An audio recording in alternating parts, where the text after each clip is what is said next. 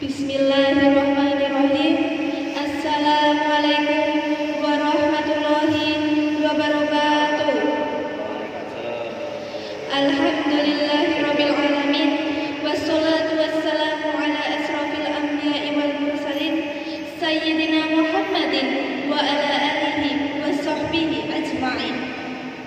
Puji syukur dumateng Allah Subhanahu wa taala ingkang sampun maringi rahmat, hidayah saha kegiatan dumateng kita sedaya. Saengga kita saged nindakake ibadah ing wulan suci Ramadan menika kanthi wilujeng lan lancar.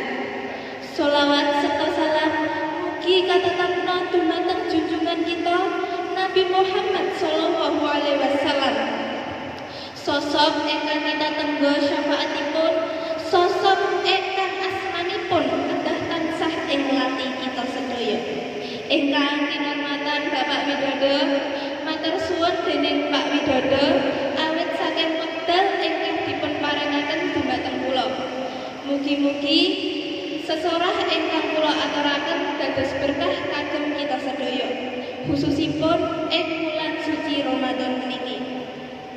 Lan kagem rencang-rencang seperjuangan ingkang kula tresnani, matur suwun sanget sampun midhengake kula. Kula ngertos mirengake sesorah ing wulan suci Ramadan iki amrot. Pramila kanthi kula aturaken kanthi ringkes supados panjenengan boten ngantuk. Pak Widodo lan rencang-rencang sedaya, wulan suci Ramadan iki wulan ingkang kathah promo pahala. Nanging ngertos boten wonten setunggal amalan ingkang bathi sanget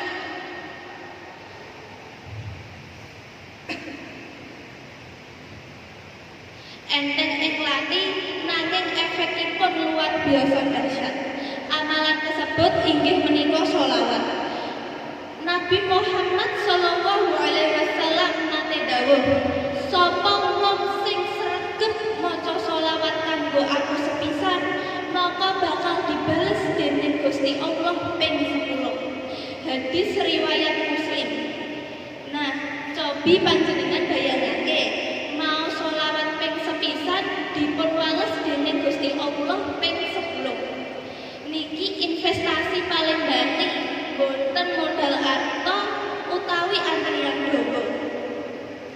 Kenapa kita kok kudu sregep maca sholawat ing bulan Ramadan iki? Kaping pisan dados dekengan.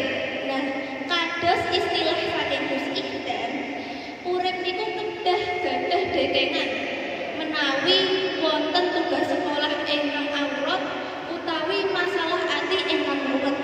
Nah, sholawat niki jalur langitipun. Kanthi kita sholawat, kita bangun hubungan kalian Gusti Allah. Nah, bilih sampun gadah dekengane pusat, insya Allah masalah apa mawon nggih dados ayem. Kaping kalih gawe ati kantos adem. Nah, ing siang menika boten cuma nahan luwe, nanging nggih nahan emosi. Khususipun ing waktu krisis siang menika, tinimbang untuk dipunagem sambat, luwih sae dipunagem sholawat supados ati tansah adem. Kaping 3, investasi tanpa modal. Nah, sholawat niki cara sing cerdas kangge nabung syafaatipun ing akhirat benjing. Boten butuhake tenaga ekstra, cukup ati teles nyebut asmanipun Nabi Muhammad sallallahu alaihi wasallam, insyaallah pahalanipun mili deres. Monggo kanca-kanca sedaya migunakake sisa ing bulan Ramadan iki kagem sholawat.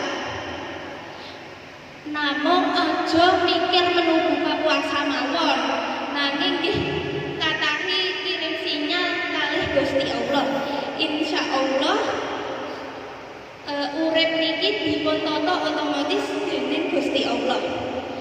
Cukup semanten sesorah saking kula. Kula nyuwun pangapunten bilih wonten kelepatanipun. Wassalamualaikum warahmatullahi wabarakatuh. Waalaikumsalam warahmatullahi wabarakatuh.